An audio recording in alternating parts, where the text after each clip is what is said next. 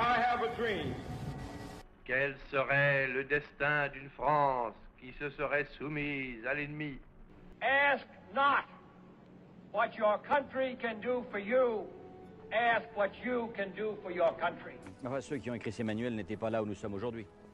Histoire d'histoire, le podcast qui parle de la grande histoire. Pour ce 3e épisode d'Histoire d'histoire, je vais te partager l'incroyable vie du plus connu des pirates, Barbe Noire. Les origines. Concernant la jeunesse de Barbe Noire, on sait peu de choses, hormis son vrai prénom, Edward Teach. Il serait né vers 1680 à Bristol, ville dans laquelle il aurait grandi. Bristol était une place importante à cette époque car la ville profitait de l'expansion économique liée aux échanges avec les colonies américaines. Teach n'était pas un illettré, il savait lire et écrire et il est communément admis qu'il avait un niveau d'instruction plus élevé que la moyenne de l'époque. C'est à la fin du XVIIe siècle que Teach arrive dans les Caraïbes. Il sera dans un premier temps corsaire pour la couronne d'Angleterre, notamment pendant la Deuxième Guerre intercoloniale. Cette guerre opposa les forces britanniques et les Français alliés avec les Espagnols. À la fin de la guerre, l'Angleterre n'a plus besoin de ses corsaires. Tous ceux qui travaillaient ainsi pour la couronne se retrouvent sans travail. Et à cette époque, quand on était dans les Caraïbes, qu'on était ancien corsaire et qu'on n'avait plus d'emploi, beaucoup se tournèrent vers la piraterie. Ce fut le cas d'Edward Teach. Vers 1716, Teach rejoint alors New Providence, qui était un haut lieu de la piraterie de l'époque. Et il rejoindra à ce moment-là l'équipage du capitaine Benjamin Hornigold, qui était déjà un pirate depuis plusieurs années et qui s'était déjà fait une jolie petite réputation. Peu après avoir rejoint Hornigold, Teach est placé à la tête de son premier navire, un sloop, qui est un petit navire. Hornigold et Teach vont alors commencer à écumer les mers à la recherche des navires de commerce chargés de denrées à destination du vieux continent. C'est à cette période qu'ils vont rencontrer un certain Stede Bonnet, qui offrira à Teach le commandement de son premier navire, un sloop nommé le Revenge. C'est à cette période qu'Hornigold se retirera de la piraterie pour bénéficier de l'amnistie offerte aux pirates qui se rendaient, la naissance de Barbe Noire. Edward Teach est maintenant à la tête d'une petite flotte de 2 navires, mais cela va bientôt changer. Le 28 novembre 1717, les 2 navires de Teach prennent en chasse un bateau français. Chaque navire tire une salve sur le navire français, tuant ainsi plusieurs membres d'équipage et forçant le capitaine à se rendre. Le navire en question est la Concorde, qui faisait alors du transport d'esclaves. Teach s'empare du vaisseau et le rebaptise le Queen Anne's Revenge. Ce nouveau navire est bien plus imposant que les 2 autres. En comparaison, l'ancien sloop de Teach, le Revenge, était équipé de 12 canons. Celui-ci en compte 40. Si Teach a réussi à gagner si facilement cette bataille navale, c'est en partie dû à l'épuisement de l'équipage du navire français qui, après plusieurs semaines de traversée, était littéralement épuisé et affamé et n'ont pas cherché longtemps à se battre et la motivation n'était plus présente sur le navire. Le Queen Anne's Revenge était le bateau idéal car il combinait puissance de feu et rapidité, tout ce qu'il faut pour un pirate. C'est à cette époque que la légende de Barbe Noire va naître.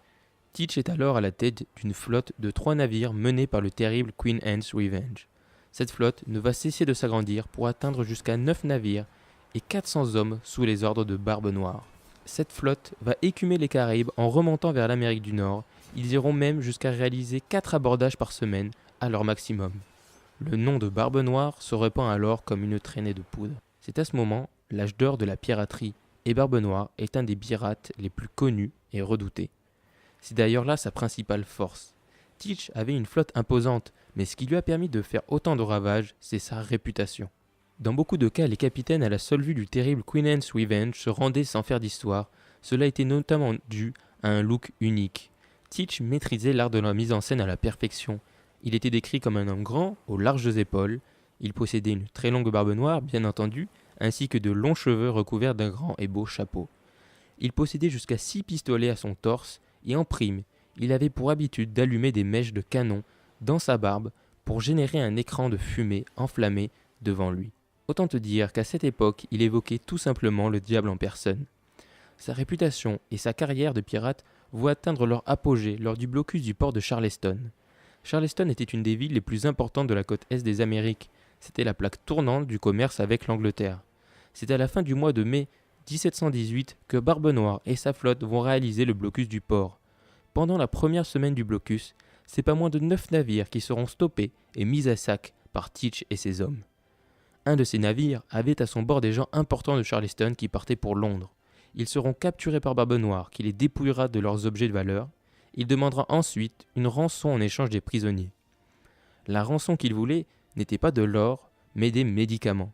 Certains de ces hommes avaient contracté des maladies lors de la traversée des Caraïbes et posséder des médicaments à cette époque vous garantissait une grande autonomie. Si la ville refusait de payer la rançon, Barbe Noire avait promis qu'il tuerait tous les prisonniers et qu'il coulerait tous les navires présents dans le port. La ville accepta bien entendu de livrer les médicaments et les prisonniers furent livrés comme convenu. Ensuite, Barbe Noire leva le blocus et remonta vers la baie de Beaufort en Caroline du Nord pour y abriter sa flotte. La fin d'une époque. Après le blocus de Charleston, la couronne d'Angleterre prendra la décision d'éradiquer la piraterie une bonne fois pour toutes. Elle envoie en direction des Caraïbes de nombreux navires de guerre pour chasser les pirates et escorter les convois commerciaux. Elle proposera l'amnistie aux pirates qui accepteront la reddition. Teach envisage d'accepter l'amnistie royale. Mais alors qu'il se dirige vers la baie de Beaufort, le Queen Anne's Revenge s'échoue sur un banc de sable. Là encore, la légende de Barbe Noire est totale. Il aurait volontairement provoqué l'échouage du navire pour 2 raisons. La première est que son célèbre navire était devenu un poids. Comme une cible sur le dos, la réputation qu'il avait créée était aujourd'hui son principal danger. La seconde, c'est qu'il voulait se débarrasser d'une partie de son équipage pour ne pas avoir à partager le butin. Une fois échoué, il envoyait la moitié de ses hommes demander l'amnistie dans la ville de Bath. Pendant ce temps, Teach vide sa précieuse cargaison et met les voiles sur le Revenge, son premier navire. En plus de ça, il laissera une partie de l'équipage restant sur une île déserte. Teach ne prendra alors que le Revenge et un autre navire de l'Adventure pour aller se réfugier sur l'île d'Ocracoke. Entre-temps, le gouverneur de Virginie, Alexander Spotswood, a eu vent des méfaits de Teach à Charleston et de son échouage. Il décide alors de mettre un terme à cette affaire avant que Teach ne vienne s'attaquer aux côtes de la Virginie. Il commande une expédition menée par le lieutenant Robert Maynard qui retrouvera les pirates sur l'île d'Ocracoke. À l'aube du 22 novembre, Maynard lance l'assaut. Teach, avec le Revenge et l'Adventure, infligeront de lourdes pertes à Maynard. Les bordées de canons pleuvent, les ponts des navires sont couverts de sang et il y a beaucoup de fumée. C'est le chaos. Maynard ordonne à ses hommes de se préparer pour l'abordage. Les grappins sont lancés et les hommes de Teach sautent les premiers sur le navire de Maynard. Ils se retrouvent alors sur le pont, qui est vide. Seuls Maynard et quelques hommes sont à la poupe du bateau. Soudain, la cale s'ouvre et le reste des hommes de Maynard en jaillit. Les pirates sont encerclés, le combat rapproché commence. Les coups de feu s'échangent et Maynard et Barbe Noire se retrouvent face à face. Un duel au pistolet commence entre les deux hommes et Teach est touché. Il commence alors à se battre à l'épée et Teach réussit à briser l'épée de Maynard. Mais les pirates sont submergés par les Anglais qui sont bien plus nombreux et mieux organisés. Teach se retrouve isolé. Il va alors attaquer Maynard qui se préparait à tirer avec un autre pistolet, mais il est coupé dans son élan car il est poignardé dans le cou par un matelot de Maynard. Il est alors attaqué par plusieurs hommes. Il continue de combattre tout en poussant des cris de rage. Il reçoit de nombreux coups de feu qui le mettent à terre.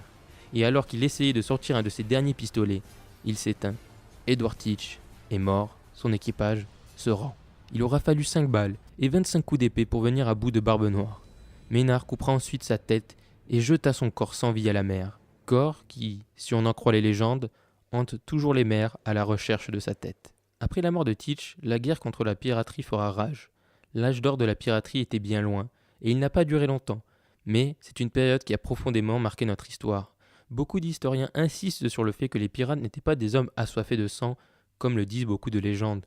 Pour beaucoup, la piraterie était malheureusement le seul recours possible à cette époque, notamment quand on était corsaire et que les guerres s'arrêtaient et que l'on se retrouvait sans emploi, comme Teach. Pour revenir à Barbe Noire, contrairement à ce qu'on pourrait penser, il ne fut pas le plus riche des pirates.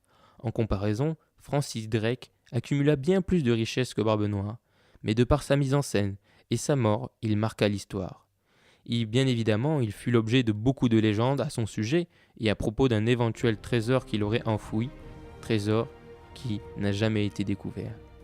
D'ailleurs, en 1997, au large de la Caroline du Nord, l'épave du Queen Anne's Revenge fut retrouvée et plus de 15 000 objets en furent extraits. Après des études, les archéologues et les historiens se sont accordés sur le fait que Barbe Noire avait bel et bien, volontairement, fait échouer le Queen Anne's Revenge et qu'il y avait bien eu trahison envers son équipage. Les principales parties du trésor de Barbe Noire furent récupérées par les Anglais après sa mort sur l'île d'Ocracoke.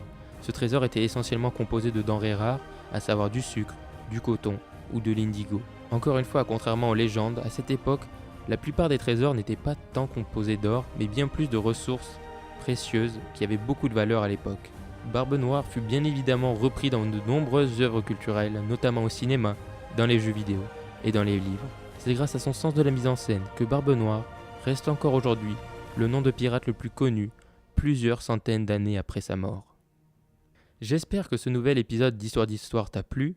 Je t'invite maintenant à aller mettre une note sur iTunes et à me suggérer dans les notes, tout simplement, le prochain sujet que tu aimerais que je traite sur l'histoire. J'ai volontairement fait un épisode sur la piraterie, déjà parce que c'est un sujet qui m'intéresse énormément, et puis c'était pour changer de la période de la Seconde Guerre mondiale. Donc on va rester pour l'instant dans cette époque, dans les épisodes d'Histoire, mais si tu as des sujets que tu as envie que j'aborde, n'hésite pas à me les suggérer, tout simplement en mettant donc une note sur iTunes. Je t'en serai très reconnaissant et j'irai lire les suggestions. Je te remercie d'avoir écouté cet épisode et à bientôt.